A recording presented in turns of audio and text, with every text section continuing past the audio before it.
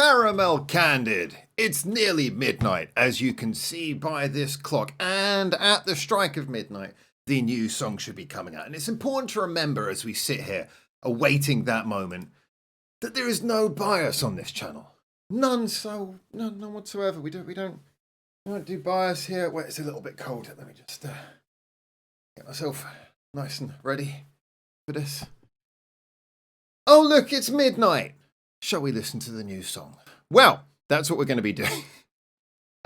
In all seriousness, though, we are honest on this channel, and if I think the song is terrible, I'll say it's terrible. But I do believe I've heard them play it live, so I've got a rough feel for how it goes. But the recording is always where we get to hear the real vision, and that is what we're going to jump in and do. F5. I press F5 and let's see if the song has come out. I didn't actually ask them, but I'm assuming it comes out at midnight. If it doesn't, there it is. It has just released. And we're going to jump in and have a listen to it now. Now, the title of the song is beautifully complicated, so that I'm not 100% sure. I'm not 100% sure how to say this in English, but I would basically say it translates as the bath bombs disperse. Work with that title as you will. And we're going to have a little listen to the song now. Genuinely excited. They've actually got a couple of songs they've done live that I haven't heard recorded versions of. So, you know, I've avoided any teasers, anything that might give it away. And do remember to get your merch, which you can find by going to the Caramel CANDiD website. Sure, okay, we'll listen to a song. Okay, so here we go. Again, I have no idea really which of these songs is going to be. Well, let's jump in, listen together, and I'll critique it as much as I can on the sort of the sound, the tone, what they've done with the arrangement, and obviously how this balances against the rest of their material. So, happy Valentine's Day, as I've just remembered that it is Valentine's Day now. It's just turned midnight. Let's have a listen to the song. That's the wrong song. Let's listen to this song.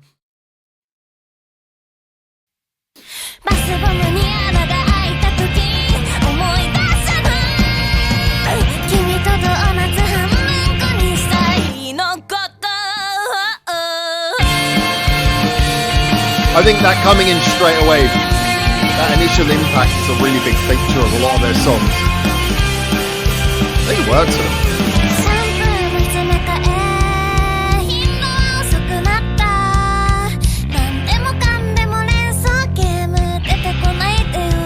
Very sort of punk, root bass there.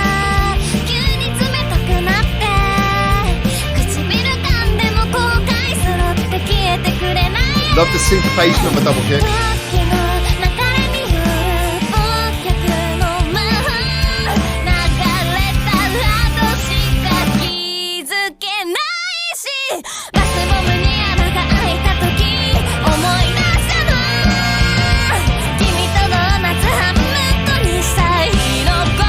I think that splitting up the chorus rhythm really helps a lot. Two phases to the chorus is really nice.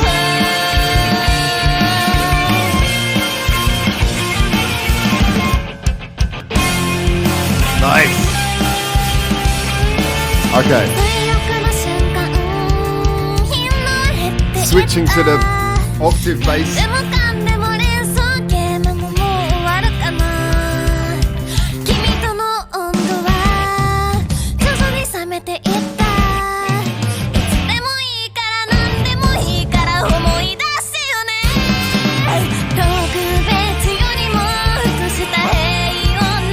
That guitar line on the side, so the guitar line is really nice.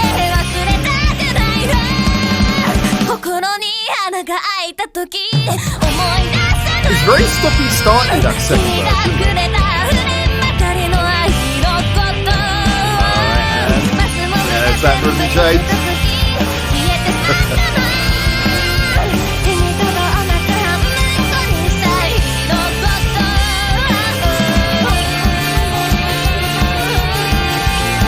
Backing vocal comes in quite interesting there, doesn't it?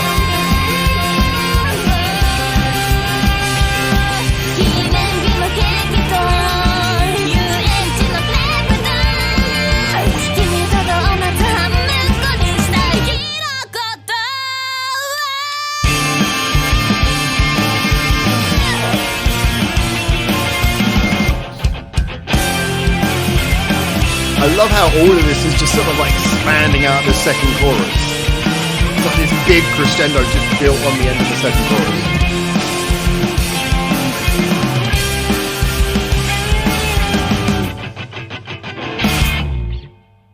Love it. Okay, so let's break down a few things about this one. So I am really glad. Yes, I have heard that one. That's the one that they were very proud of debuting for the first time at the festival the other day at Flowers Loft, the tiny triangle stage, one of the smallest venues I think I've ever seen them at, and usually does a lot of idol shows in there. And they were in there and they premiered this song in there. And was it that one? Oh, now I'm starting to think maybe it was another show. Anyway, they premiered it somewhere recently. And it was just very apparent that this is kind of like another song which has that energy that we've heard in Virus Buster before, where it's definitely a really bouncy, jump along sort of song. And I'm going to be honest, I think this does that even... Although like Virus Buster is the sing-along song, this has that energy even more so. I love the sort of stopping and starting elements, especially in the second verse. And one of the reasons I like that is because they pay that off by expanding upon it at the end of the song. So when we get that second verse come in, well, I mean, the first verse, it's just kind of punk. It all breaks down. Both sort of just doing the bass, root note bass. But then we move into the second chorus. What I really like there is they still want to keep the bass just very much static on the chords. But to make it more interesting, you've now got the octave bass where it's like low, high, low, high, low, high, low, high. And I like that because we're keeping the bass simple, but still adding something to it. So the verses, they really do give you a chance to sort of build up the tension, you know, sort of build up the energy that eventually will be paid off in the chorus. And the choruses themselves, it's a really nice chorus. It's a really good sing-along chorus. Yeah, I think Virus Buster is still going to be the most catchy song, but this is definitely one that people can sing along to. The crowd can really sing along to. Now, one of my favorite things about this band, I've said time and time again, a good bridge can make or break a song. And so with a bridge, you have to kind of deliver it in not just... You don't want to just do something interesting in the bridge, but you have to deliver it in an interesting way. I love the fact that they don't always just go verse, chorus, bridge, chorus. You know, we hear the choruses, we hear the bridges appear in odd places, like before the second chorus sometimes. Yeah, they basically have the strong song structures. I mean, ironically, their title song, Caramel Girls, actually kind of just goes away from all of this and just has a almost completely non-standard structure. But here, we kind of get a bridge after the second chorus, but instead of it just being just something that's tacked onto the end and then builds you up to a final chorus, it's like the bridge actually is building out of the second chorus. So you get the second chorus, that big burst of energy, and then we build up from that more and more and more. We get the sort of increase of energy all the way up to the end that feels just like a crescendo rather than a bridge. And I think that's a really interesting way of doing this. I got to be honest, I wasn't expecting the song to end like that, but it felt like it ended at just the right moment. So I think the whole energy of this song is well used, well transferred from the beginning to the end. Again, the fact that it comes in straight away, that there's no time wasted with an intro, because it's not the kind of song where you need to waste time with an intro. I think a lot of these more rocky songs, we sit there and you listen through the intro, but it doesn't really do anything. Here, they just start straight off, get straight into it, and then the ending is very sudden. It's a very concise song. You know, it really does not waste any second of its runtime. And I've got to be honest, yeah, I'd be honest if I didn't like it. I have heard it before. Yeah, I heard it live. So the minute I knew it was this song, made sense. I have to be honest, I really like the way this was recorded. If I was to nitpick anything, I thought that towards the end of this song, in that final crescendo, there was a bit where the backing vocals came in where I think the production was a little bit weird.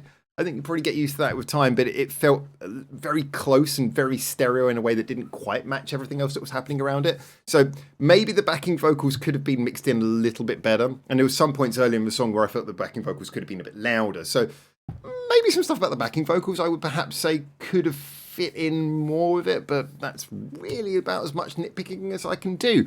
The funny thing is that when you work with bands, I mean, I only work with them very lightly, you know. I mean, most of what they do, they just do completely themselves. But obviously, worked with Otto on their Keep Going and things like that, and helped with some translation stuff with them before. When you work with bands, a lot of the time, it's hard not to come across as biased towards them. But yeah, not that I'm going through any efforts for that. But the funny thing is that you work with bands because you like them. You know, you choose the bands who you want to spend your time with. So it's kind of like chicken and egg. Yeah, well, egg comes first. We had this conversation the other day. But in a chicken and egg way, it is fair to say that, you know, whereas a lot of people think, oh, you like a band because you've spent a lot of time going to their shows and working with them. It's like, no, it's the other way around. I go to their shows a lot and I work with them on stuff because I like them. And this reinforces that. In fact, I kind of need them to release a bad song. Because if they do release a bad song at some point, I can call it out and then it will legitimize my opinion better. But sorry, guys, another great song. What can I say? Get in the comments, tell me what you think. As always, say nice things. And until I hopefully see you very soon in Japan for the next one of these, buy your merch. Look, merch. Buy the merch. Sorry, just need a moment to drink that. And for now, ciao, ciao. Where's the stop button? Fuck.